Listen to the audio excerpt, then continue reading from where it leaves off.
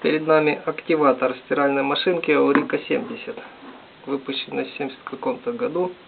До сих пор эта вещь работает. Значит, активатор заклинило. Я обратился к 15 специалистам по объявлениям, которые ремонтируют машинки всех типов, стиральные, посудомоечные, холодильники, бойлеры.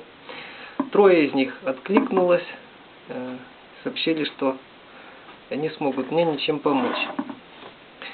Вот. Пришлось разобраться самому.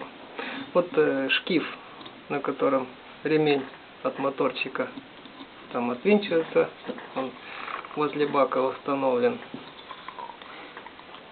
Так с трудом снимается, сняли. Потом гайка на 32. Ключик найти непросто. 2 прокладки, они из какого-то картона твердого сделаны.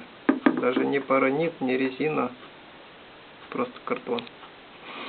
И вот здесь было все заклинено. Я сначала думал, что скольжение происходит по этим прокладкам. Но потом посмотрел, там следов износа нет на корпусе.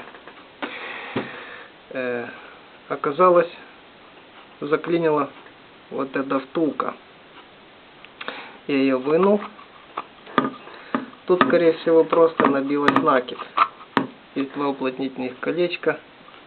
Там внутри, по всей видимости, подшипник. Я втулку промыл бензином, потом моющим средством для посуды. Смазал солидолом, одел. Все работает отлично. Думаю, еще лет 30 будут пользоваться. Все.